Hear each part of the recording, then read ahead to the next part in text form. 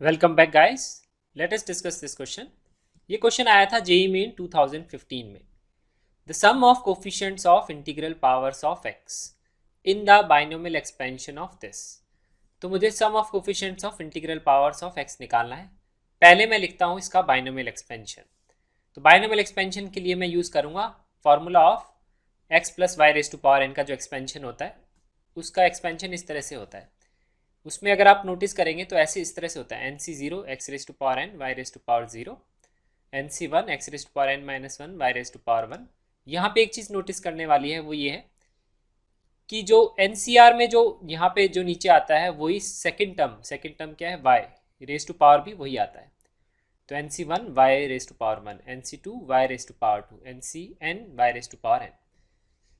तो अगर मेरे को किसी का भी बाइनोमियल एक्सपेंशन लिखना है, जैसे सपोज मेरे को इसका लिखना है, तो इसका मैं कैसे लिखूंगा? पहले मैं लिखूंगा एन सी आर, तो एन सी जीरो से स्टार्ट करेंगे। तो पहले मैं लिखूंगा 50 C0, फिर मैं उसके साथ लिखूंगा second term raise to power zero. Second term लेंगे हम साइन के साथ, वो आएगी -2√x। अब मैंने यहाँ फर्स्ट टर्म लिखी नहीं, यहाँ पे x raise to power n भी आना चाहिए। क्यों नहीं लिखा? क्योंकि देखिए अगर फर्स्ट टर्म की पावर लिखेंगे तो फर्स्ट टर्म है 1, तो यहाँ पे हम लिखेंगे 1 रेज टू पावर 50। लेकिन 1 रेज टू पावर 50 तो 1 ही होता है, तो उसको बारी बारी लिखने से फ़ायदा नहीं है, तो दैट इज़ बेसिकली 1, तो उसको मैं हटा देता हूँ। तो हर टर्म में मैं फर्स्ट टर्म इसलिए नहीं लिखूंगा। तो अब सिमिलर तरीके से हम सेकेंड टर्म क्या लिख सकते हैं, 50C1 -2√x raise to power 1। फिर थर्ड टर्म क्या आएगा, 50C2 -2√x raise to power 2। तो इस तरह से सो ऑन हम लिख लेंगे 50C50 तक। ठीक है, तो ये हमने इसका बाइनोमियल एक्सपेंशन लिख लिया। तो ये था हमारा फर्स्ट स्टेप। अब हम क्या करेंगे, देखिए हमको क्वेश्चन में निकालना है sum of coefficients of integral powers of x.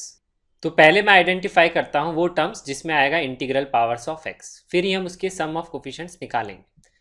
तो फर्स्ट टर्म में अगर हम नोटिस करेंगे तो root x raise to power zero है, तो इसका मतलब x raise to power zero है, तो integral power of x. Second term में अगर देखेंगे तो इसमें x raise to power half की पावर 1, इसमें इंटीग्रल पावर एक्स नहीं है क्योंकि x raise to power half है। थर्ड टर्म में क्या है, x raise to power half का स्क्वायर, तो उसमें भी क्या आएगा एक्स रेज टू पावर 1, तो ये भी क्या है integral power of x. Similarly अगर हम देखेंगे लास्ट टर्म में भी क्या x root x raise to power 50, वो आएगा एक्स रेज टू पावर 25, तो ये भी क्या है इंटीग्रल पावर ऑफ एक्स। तो यहाँ पे नोटिस करेंगे कि इंटीग्रल पावर ऑफ एक्स कौन सी टर्म्स में आ रही है, जिसमें इवन बाइनोमियल कोफिशिएंट है, जैसे 50C0 50C2, फिर उसके बाद में क्या आएगा 50C4 50C6, और लास्ट में क्या आएगा 50C50। तो मुझे सिर्फ वही टर्म्स चाहिए जिसमें इंटीग्रल पावर्स ऑफ एक्स आ रही है। तो पहले मैं वो टर्म्स निकालता हूँ जिसमें इंटीग्रल पावर्स ऑफ एक्स आ रही है। तो वो हम कैसे करते हैं, उसका मेथड क्या होता है? उसका मेथड होता है, हम ये जो गिवन क्वेश्चन है इसमें a minus b raise to power n something है, देखिए यहाँ पे मैंने लिखा है, तो मैं इसका लूँगा कॉन्जुगेट और उसका एक्सपेंशन लिखूंगा यहाँ पे। तो कॉन्जुगेट क्या होगा इसका, इसका कॉन्जुगेट हो जाएगा 1 + 2√x रेज टू पावर 50। तो बेसिकली मैंने इसका साइन चेंज कर लिया, तो ये इसका कॉन्जुगेट होता है। ठीक है, तो अब मेरे को इसका एक्सपेंशन लिखना है। देखिए उसको लिखने से क्या होगा, तो इसका एक्सपेंशन लिखूंगा तो सिर्फ डिफरेंस ये आएगा, यहाँ पे माइनस साइन हट जाएगा, तो इसके एक्सपेंशन में क्या आएगा 50C0 2√x raise to power 0, 50C1 2√x raise to power 1, 50C2 2√x raise to power 2, 50C3 2√x raise to power 3 and so on. Similarly last में 50C50 में आ जाएगा। तो इन दोनों एक्सपेंशंस में सिर्फ डिफरेंस ये है, फर्स्ट टर्म तो दोनों में सेम है, सेकेंड टर्म में यह है यहाँ पे -1 रेज टू पावर 1, तो ये नेगेटिव साइन है, यहाँ पे पॉजिटिव साइन है। थर्ड टर्म भी सेम है क्योंकि -1 का स्क्वायर क्या होता है, पॉजिटिव साइन ही होता है। फोर्थ टर्म देखेंगे तो यहाँ पे -1 रेज टू पावर 3 है, तो ये नेगेटिव साइन है, ये पॉजिटिव साइन है। तो आप नोटिस करेंगे कि इवन बाइनोमियल कोफिशिएंट वाली जो टर्म्स है वो तो दोनों में सेम है, लेकिन ऑड वाली टर्म्स के साइन एक दूसरे के अपोजिट हैं। ऐसा लिखने से क्या हुआ, अगर मैं इन दोनों को ऐड करूंगा तो उससे क्या आएगा, देखिए अगर मैं इनको ऐड करूंगा तो मुझे पता है ये दोनों टर्म्स कैंसिल आउट हो जाएंगी, ऑड कोफिशिएंट्स वाली, और ये भी टर्म कैंसिल आउट हो जाएंगी। तो मुझे बेसिकली क्या मिलेगा, लेफ्ट हैंड साइड में तो ये चीज़ आएगी एडिशन, राइट हैंड साइड में आएगा 2 times the terms containing integral powers of x, जिन टर्म्स में मुझे इंटरेस्ट था, जो मेरा क्वेश्चन है। तो ये मेथड एक इंपॉर्टेंट मेथड है जिसमें हम क्या करते हैं, अगर हमको कभी भी हाफ बाइनोमियल कोफिशिएंट्स का सम, हाफ कोफिशिएंट्स का सम निकालना होता है, ठीक है, तो उस केस में हम क्या करते हैं, उसका कॉन्जुगेट लेके उसका एक्सपेंशन लिखते हैं और उसको या फिर हम ऐड करते हैं या सब्ट्रैक्ट करते हैं। सेम क्वेश्चन बन सकता है coefficient of non integral powers of x पे, उसमें हम क्या करते हैं फिर यहाँ पे सब्ट्रैक्ट करते हैं। तो ये क्वेश्चन दोनों तरीके से बन सकता है। इंटीग्रल पावर ऑफ एक्स के लिए मैंने ऐड किया क्योंकि मुझे इंटीग्रल पावर्स मिल गई, नॉन इंटीग्रल पावर्स के लिए मैं सब्ट्रैक्ट करता।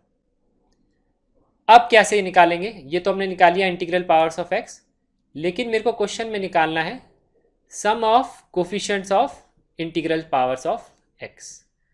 अब सम ऑफ कोफिशिएंट्स कैसे निकालेंगे, तो ये एक टर्म है जिसमें इंटीग्रल पावर ऑफ एक्स है, तो इसमें कोफिशिएंट होता है जो वेरिएबल के अलावा जो पार्ट होता है, तो ये है हमारा कोफिशिएंट। इसमें -2⁻0 भी आएगा ना, ठीक है। इसमें अगर हम देखेंगे तो कोफिशिएंट आएगा, ये बाइनोमियल कोफिशिएंट है, ये -2⁻2, this is also coefficient. Similarly आगे हम देखेंगे तो इसमें क्या आएगा 50C50, this is binomial coefficient, ये भी आएगा कोफिशिएंट में क्योंकि सिर्फ वेरिएबल ये है। तो अगर अब देखिए मैंने यहाँ पे सम निकालूंगा तो वो टर्म्स आ जाएंगी जिसमें ये सारी टर्म्स आएंगी।